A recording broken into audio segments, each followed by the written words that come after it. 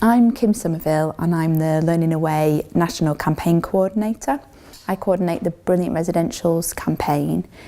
Learning Away is made up of a consortium of 16 third sector, private sector and public sector organisations, and we all have a vested interest in making more residentials available to more children more of the time.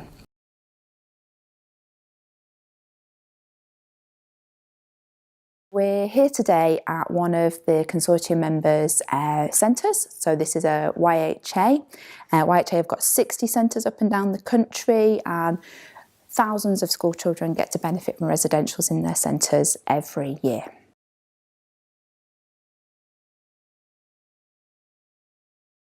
Learning Away started life as an action research project in 2009, funded by the Paul Hamlyn Foundation, and it conducted research with 60 schools up and down the country about the benefits of residential learning.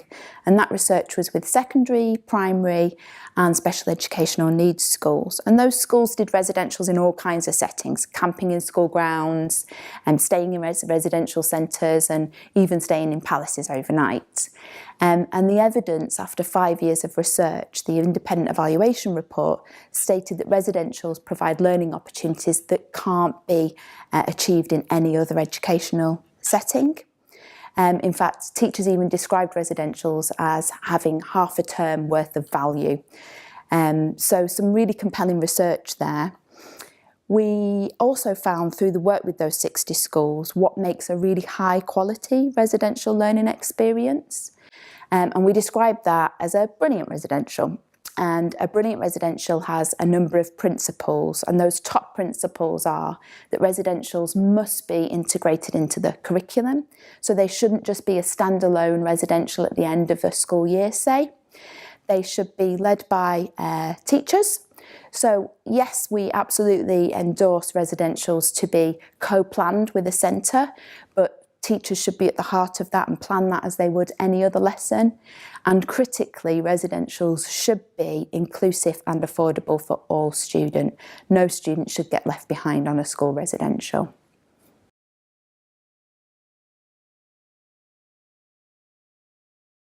So the State of School Residentials report in England 2017 is the first report of a longitudinal study, and what it does is it assesses the quality and quantity of residentials taking place in England.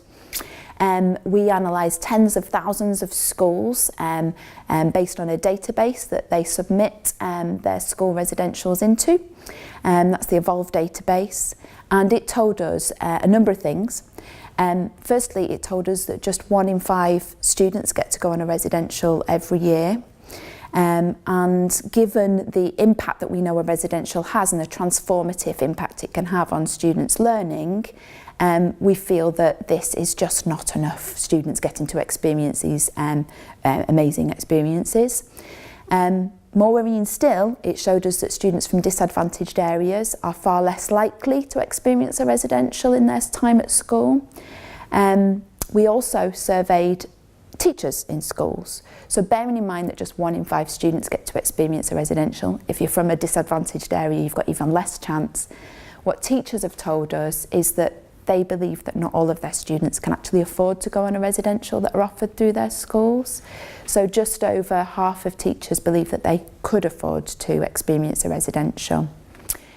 We also found, as bookings tell us by looking at residential centres, that many more residentials take place in the spring and summer terms, just as school is about to end and a teacher is saying goodbye to their class. So what Learning Away are campaigning for is that more winter residentials take place in schools. There are a number of benefits of doing that, and we are campaigning with the hashtag winter residentials, aiming to get more children on more winter residentials at the beginning of a school year.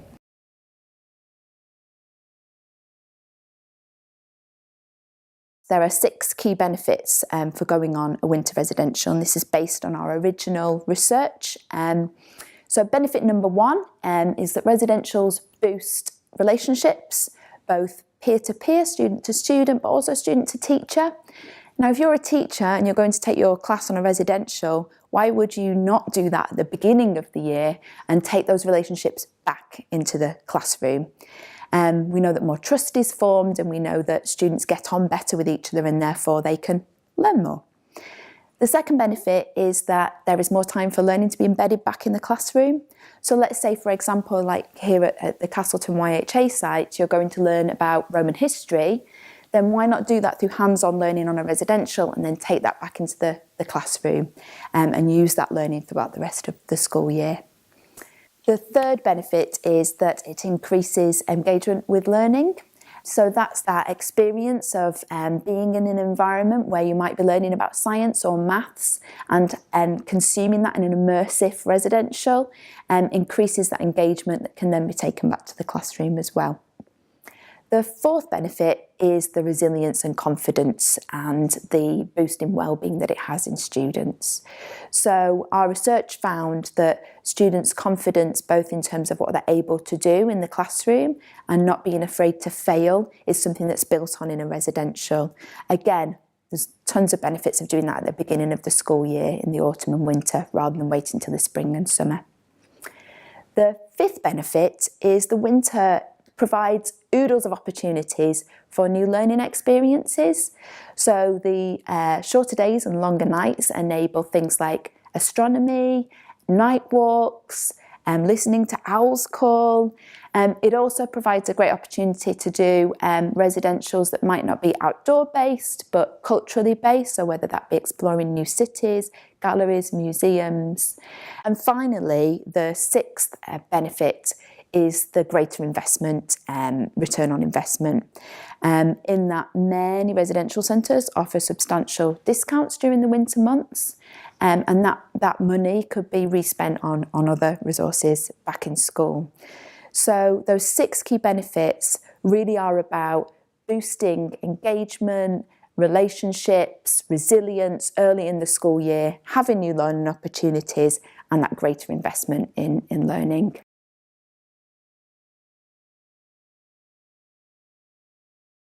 We thoroughly believe that residential should be an entitlement for all children, not just an enrichment activity, and bringing those residentials forward enables that enrichment to start much earlier.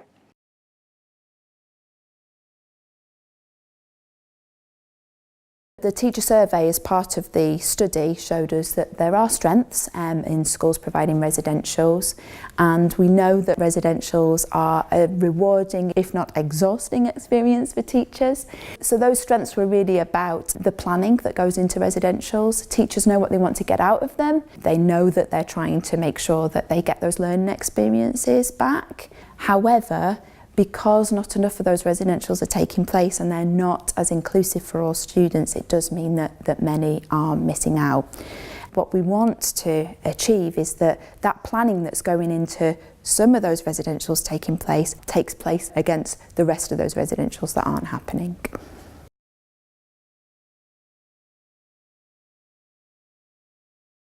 Teachers have told us that the spending squeeze in schools is only going to reduce opportunities for residentials, which is really disturbing to hear. We would urge schools to acknowledge that residentials do not need to be expensive. You can camp in the school grounds, you can stay over in the school hall, and there are a number of different ways to fundraise for residentials, whether that be community fundraising, whether that be working with the Parent Staff Association. And we must remember that pupil premium is something that can be used towards residentials, as can the sports funding. Some residential providers also offer bursaries and funding. So places like the Field Studies Council, YHA, Outward Bound, they all offer funding and grants for certain disadvantaged students, so schools should look into those. So there are a number of different sources that could be used for residential experiences. So key thing is they don't need to be expensive, and where we do need to tap into funds, there are funds available.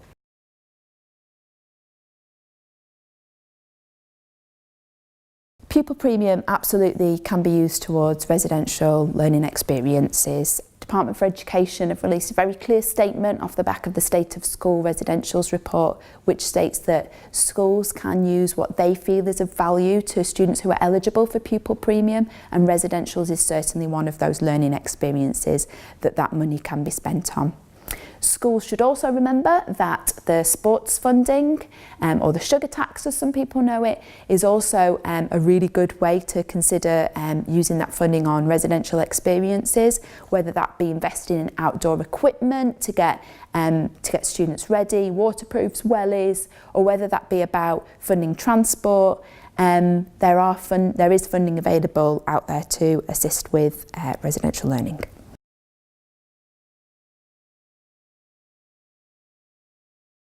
Sadly, a whole host of things. Our original research said that residentials really enlighten students in a number of ways, including boosting confidence, increased well-being, increased relationships with peers and teachers, and increased engagement in learning and attainment. So some of our evidence said that students' behaviour improved back in school, attendance level improved back in school, but also that sense of wonder and awe at the world around you and experiencing things for the first time, whether that be seeing a sheep for the first time or visiting a mosque for the first time. It's that wonder of new learning experiences and hands-on learning. In essence, if a student is left behind by not being able to go in a residential, it's hindering their learning abilities.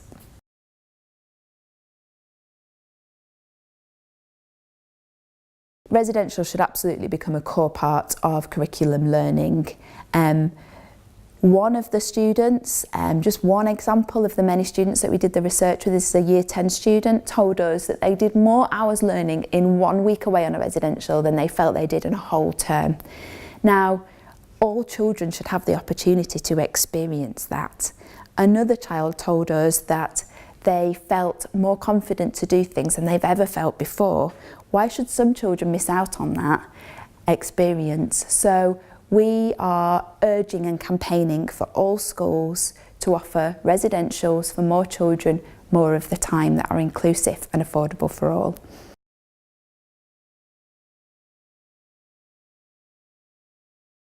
Our top recommendations for schools off the back of the new study that we've released are first and foremost that residentials be integrated into the curriculum and not be a standalone activity.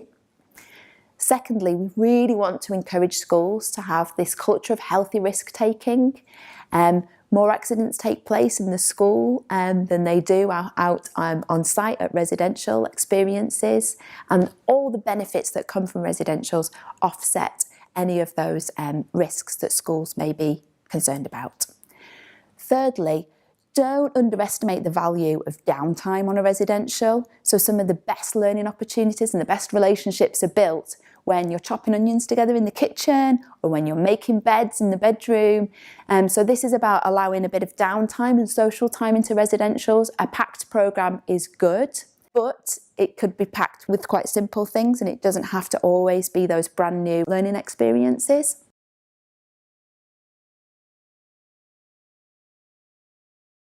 So we really want to work with schools to help them rethink the way that residentials are run within the school year. Learning Away has got oodles of resources on our website to help schools plan residentials, run low-cost residentials, run early years, run special educational needs residentials.